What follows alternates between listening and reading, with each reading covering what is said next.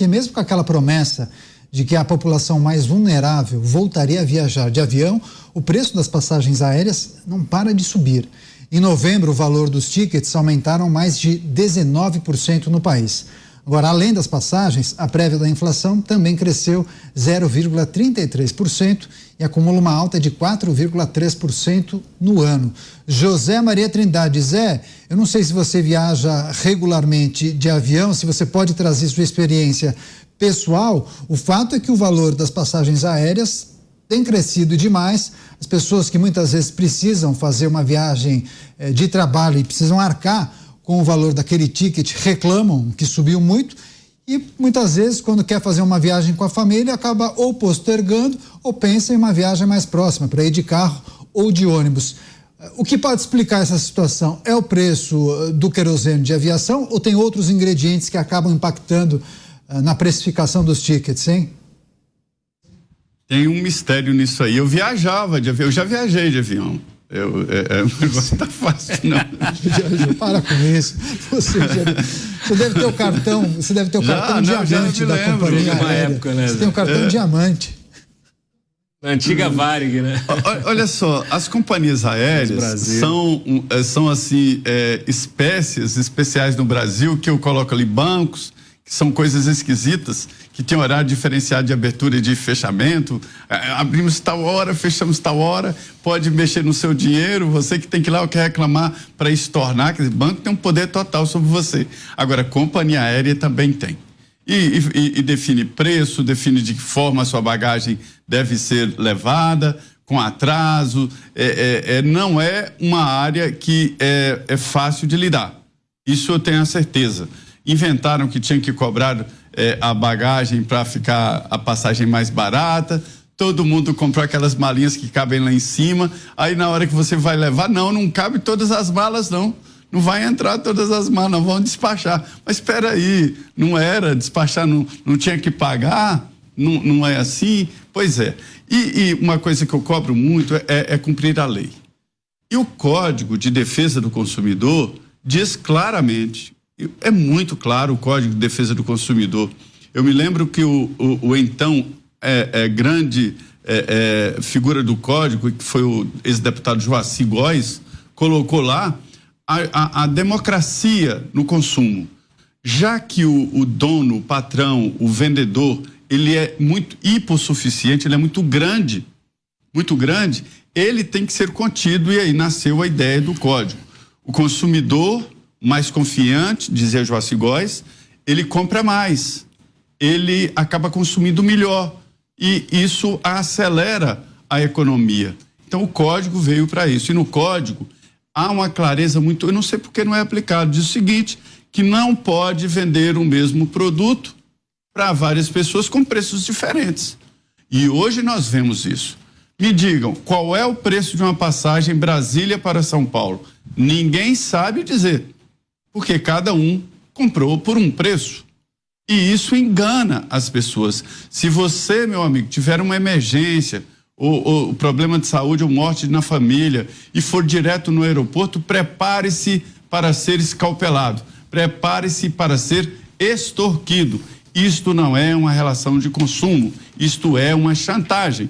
Se você está viajando com emergência, você vai pagar o preço que a concessionária quer. Veja bem, não estou defendendo tabela, eu estou dizendo o seguinte, eles têm que ter a coragem de fixar ali o preço em qualquer momento. Agora, para além dessa tarifa dinâmica destacada pelo Zé Maria, Dantas, eu me lembro que no início do mandato, o ex-ministro de Portos e Aeroportos, Márcio França, chegou a lançar um programa, ou anunciar um programa que iria oferecer passagens mais em conta, mais baratas para a população mais pobre, e depois até recebeu uma bronca, um pito do governo, porque ainda não tinha sido lançado esse programa. Enfim, houve a troca, ele não é mais ministro, agora é o ministro Silvio Costa Filho. Tem algum tipo de iniciativa do governo para pensar nessa população, para subsidiar a parte dessas passagens, ou não? Aquela proposta inicial foi abandonada? Não, a ideia permanece. A questão é como colocá-la em prática, né?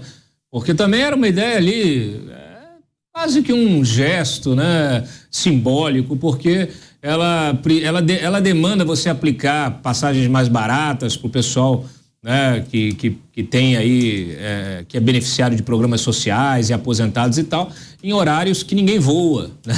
Em dias que ninguém voa. E esse tipo de mudança, por exemplo, a gente está falando aí dessa alta das passagens aéreas.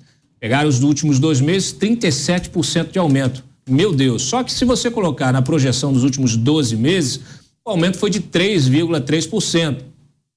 Porque você teve queda num mês, teve aumento em outro. Agora chega no final do ano, todo mundo vai viajar, férias escolares. Então, aí é a lei da oferta e da procura. As empresas vão lá e colocam o preço nas alturas para lucrar mais nessa época. É o mercado agindo. O único problema aí é que nós temos um mercado muito restrito no Brasil.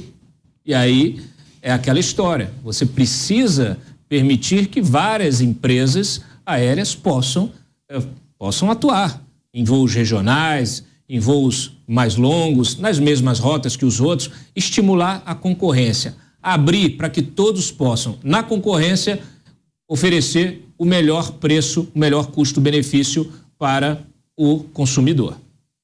Mota, preço das passagens em alta, esse é um ingrediente importante destacado pelo Dantas. Faltam companhias aéreas para disputarem o mercado? Aqui no Brasil são praticamente 3, né?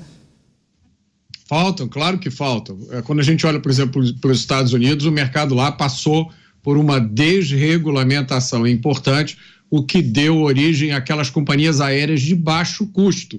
E aí está uma coisa que o brasileiro tem dificuldade de entender, né? As pessoas precisam ter liberdade de escolha. Então, se eu quero pagar menos e, em contrapartida, não levar nenhuma bagagem comigo, eu tenho esse direito, certo? Se eu não me incomodo de ficar sem lanche no avião para pagar menos, qual o problema? Ora, eu prefiro ter uma refeição maravilhosa no avião, então eu pago mais caro. Essa é a liberdade. Aí quando entra o Estado obrigando, não, tem que incluir 2 bagagens, tem que fazer isso, tem que fazer aquilo, aí acaba a concorrência, acaba a livre competição. Esse é o segredo para que as pessoas tenham acesso a produtos melhores e mais baratos. Mais um giro com os nossos analistas. O preço das passagens disparou em novembro, uma alta que supera 19%, e naturalmente as pessoas que pretendem viajar acabam sentindo uma dificuldade muito grande e optam muitas vezes em mudar os planos. Fazer uma viagem mais curta, vou viajar de carro ou fazer uma viagem de ônibus. José Maria Trindade, Zé, ao longo dos últimos anos, a gente viu uma popularização do transporte aéreo. Havia um desejo das autoridades de tentar incluir grupos das classes C e D nas viagens aéreas, na venda de pacotes também turísticos. Houve uma mudança substancial ao longo dos últimos 20 anos? Ou houve, na verdade, um retrocesso por conta dos problemas econômicos que o Brasil enfrenta? Olha, eu pesquisei muito sobre isso, conversei com várias autoridades sobre essa situação. Gilson Machado, ex-ministro do Turismo, foi a fundo, tentou reduzir os preços e voltou e me explicou ali situações complexas. Uma das situações é o preço da gasolina, né? Do querosene de aviação, que é muito caro no Brasil, mas não é só isso não. Ele fala, por exemplo, que abriu o mercado brasileiro, e foi verdade, não houve interesses, não houve interessados. Nenhuma outra empresa quis. O momento econômico ali não permitiu exatamente que as empresas viessem para o Brasil, mas ele notou que havia dificuldades estruturais. E aí ele cita de que há, aqui no Brasil, indústrias de multas e de ações na justiça. Advogados, escritórios que se especializaram em procurar passageiros que tiveram voos atrasados. Alguns até compram a causa. Isto é até antiético pela OAB. Mas comprar a causa significa o seguinte: dá um dinheiro para o passageiro, entra na justiça e o dinheiro auferido seria do escritório do advogado. E dá um lucro bom que vem 5 anos depois, 3 anos depois. E isso tem um custo de mais de 3 bilhões de reais por ano. um custo alto. E aí ele me diz o seguinte, veja bem, as companhias aéreas não estão nadando em ouro, não. Vejo tanto de companhia que quebrou várias. Não é coincidência que a VASP, a Varig, Transbrasil e tantas outras tenham quebrado. Então não é um mercado onde se tem lucro fácil, né? Então é preciso, é aí que pode entrar o governo de usar a tecnologia para avaliar e estudar o que fazer e definir ali para regular o mercado. Pois é, agora, Dantas, o Zé Maria falou em regular o mercado. O Mota falou que nos Estados Unidos teve um processo de desregulamentação do setor da aviação. São dois opostos, né? Para fomentar o turismo, mas também as companhias aéreas, é preciso regulamentar ou desregulamentar? Depende do que você está regulamentando e o que está desregulamentando. Não, mas muitas vezes existem tantas travas que acaba inviabilizando o negócio das companhias, entendeu? Sim, sem dúvida. Eu acho que o que precisa ser feito é uma avaliação, é um estudo do mercado hoje da aviação. Nós temos companhias regionais, uma ou outra, que funcionam, que estão aí a duras penas funcionando e crescendo. A Voipaz, por exemplo, é uma dessas companhias. Essas gigantes, né, Latam, Gol, a própria Azul, elas praticamente dominam o mercado, né? Nós já tivemos outras empresas que no passado foram prejudicadas, tiveram empresas que fecharam por problemas de gestão.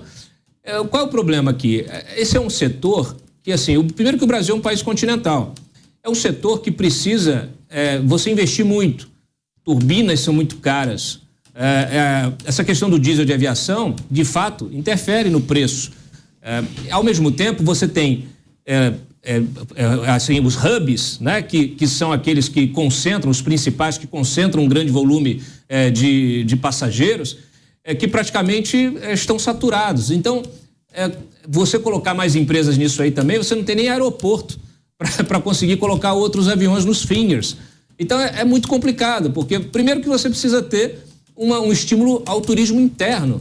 Você precisa ter uma série de outras coisas funcionando bem. A segurança pública, né? Você precisa ter polos de turismo que realmente atraiam, né? Então, assim, é mais complexo. A gente pode voltar no tema mais à frente. A gente vai voltar um dia.